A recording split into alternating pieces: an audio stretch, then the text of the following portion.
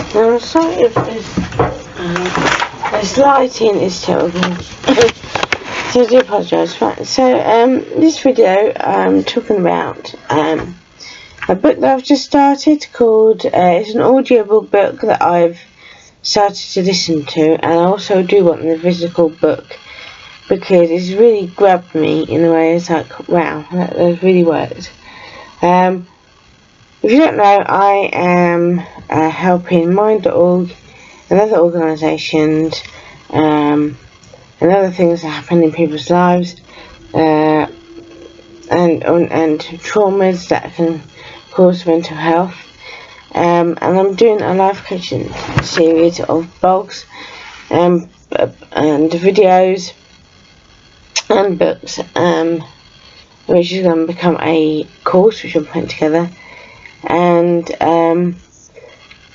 so far I've really enjoyed the book that I'm reading. It's about conquering anxiety, and I started it yesterday, and it's really helped look at things differently, and I do love those type of books. They do get you thinking, and when you feel like you haven't accomplished anything, is to do the practices that they state, because the first part that they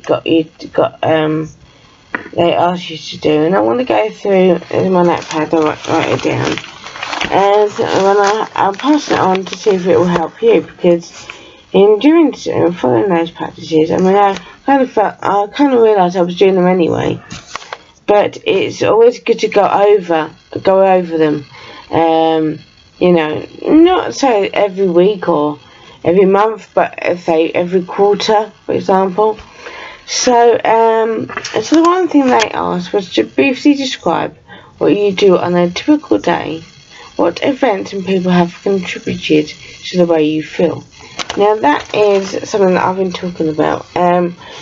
I was in the mindset that anxiety was like a natural feeling that kind of was your like protector of telling you that there's something wrong here, keep away. And it's not. Anxiety, PTSD, eating disorders are all from traumas and events in your life that's contributed to the way you feel about yourself and how you see your life and the world.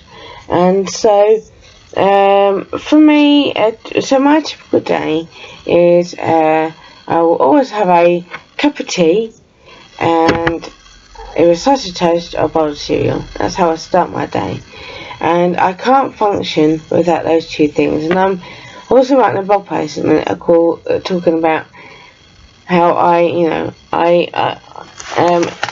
it's a book about how I could live in a cup of coffee, because I really could, because without a coffee each day, it's another thing that if I didn't have it, I would feel like I can't function without having my two hot cups of coffee and my one iced coffee. And I know it sounds daft, but it's kind of like they've become like my rituals, in the sense that I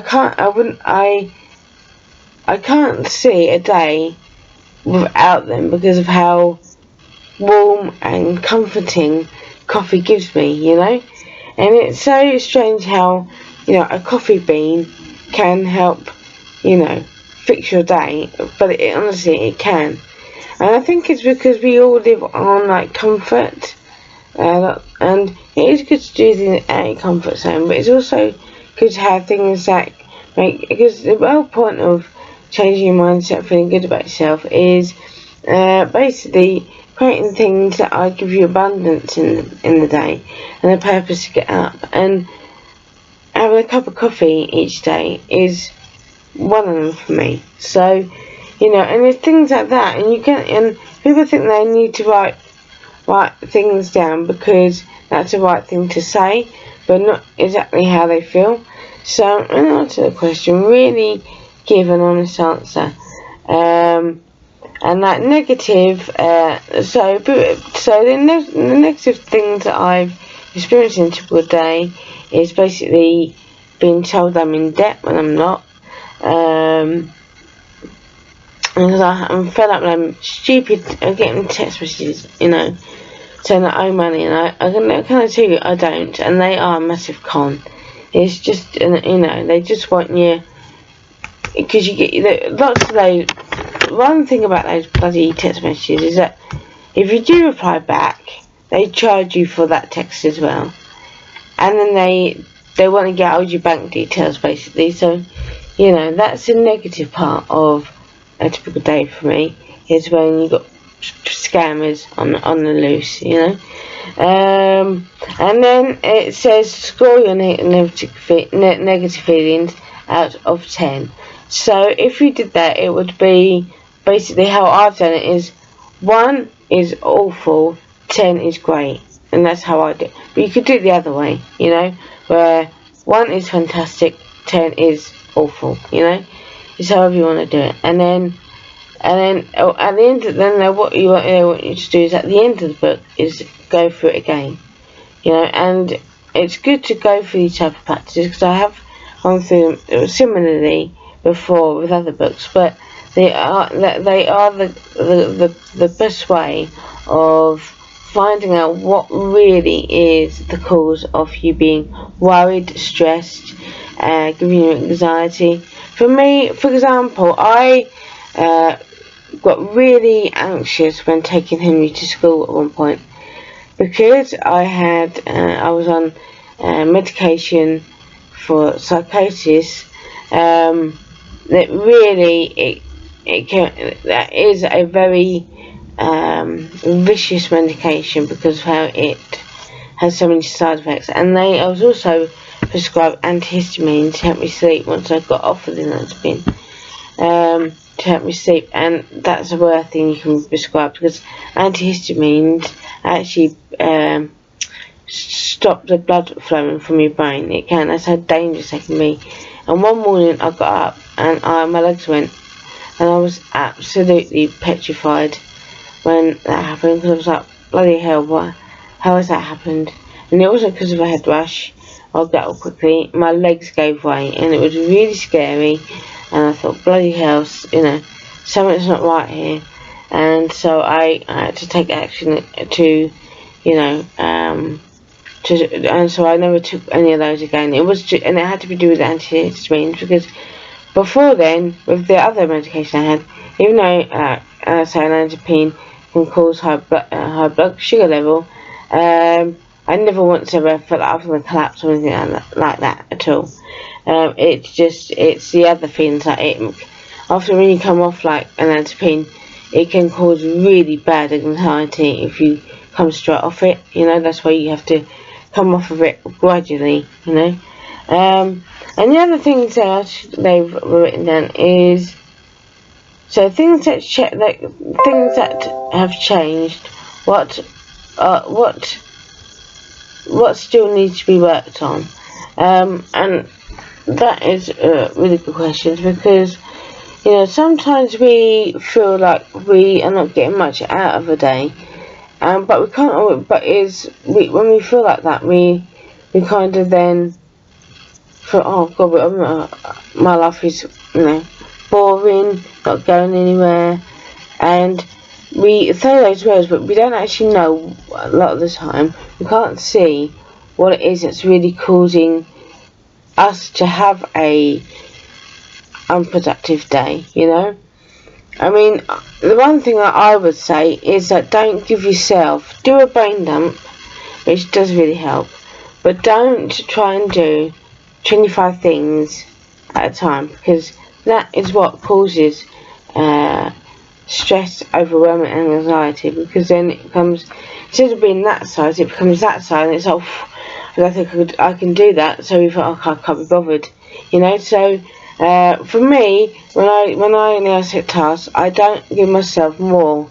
Like example, so let me show you an example. That is my Monday to-do list, and you see I've only given myself 1, 2, 3, 4, 5, 6, 7 things to do on that list, and it doesn't really need to be any more than that.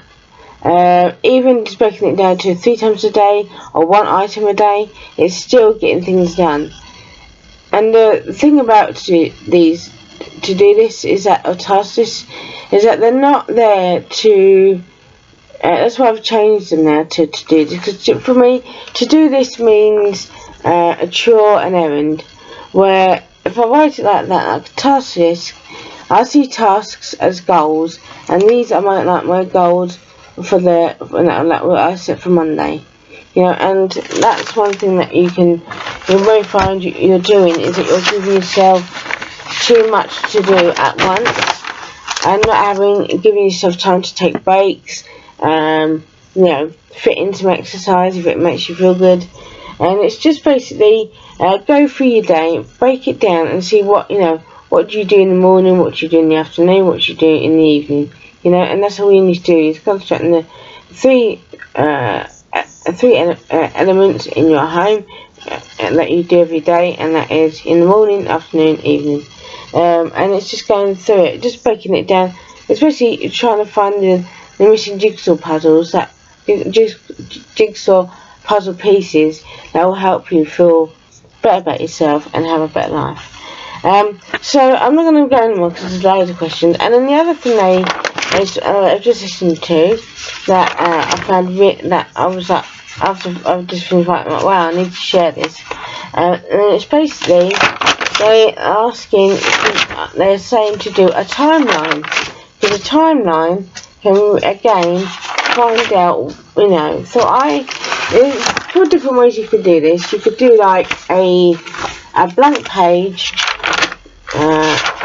like that, and just draw a line down the middle and put from when you were born to today, and go for each like year that within that the time that from when you were born to now that was a positive, that made you, wow, I love that. I loved like for example, I used to go on holidays to Clacton, and I used to love my holidays to Clacton. I used to love planning the amusements. I used to love going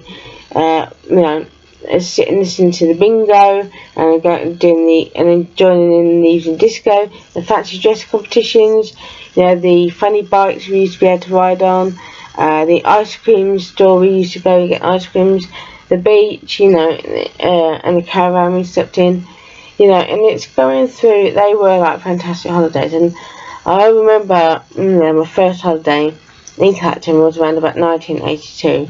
We've been going since before then, but that's the when I started to first become aware of those holidays, and that's when I started to enjoy them. And then, like in 1984, that was my first holiday to Menorca, which again was a fantastic holiday. I was very ill when I first went to Menorca, but I still enjoyed it, and it's still something that I wanted to highlight, because it's something that really makes me look back and smile. And and everyone got photographs that I was back and smile at. And then like holidays to Rye, because my dad was part of a pub football team, and so we would go down to Rye, where they used to play against other teams, pub teams, and they were really good weekends. So they weren't really a holiday, but I put in a holiday because they were brilliant times in my life, And I've done like a negative one. So 1978 I was born. 1984 was when I had my heart operation. 1985. Around about then I began school, which I hate. I was not in love school. And so it's just going through your timeline, and you can do it this way, how I've done it, because I just found that that's what worked for me. And you just wanted to do, sort of choose. I've done it on this page as well, and you've got that's the positive and that's the negative, and what I've just done is just for the rest of the time write it down, and it's really that has really helped me today. And that's only, of course, listening to that book within 2 days, and yeah, I found that really helpful. So, if you want to check out that book, you can. It's available on Audible and on Amazon via hardback. If you want a hardback book, which I also want to get the book now, to flag parts of it, and yeah, and I will continue to do these videos to talk about that book. But those are some of the things that can really help you with your anxiety, and it is addressing the things in your life that have influenced you up to today, and that's basically what they're asking you to do, and that does really help. And I kind of have been talking about that, but it's good to listen to mental health and psychological therapists, because they make you dig deeper sometimes. I don't see myself as a complete expert when it comes to life coaching, but I know enough to be able to talk about it and share it, and it has lots of things help me, like praying, singing, listening to music, reading books, listening to podcasts, watching YouTube videos, watching telly. There's so many resources now that you can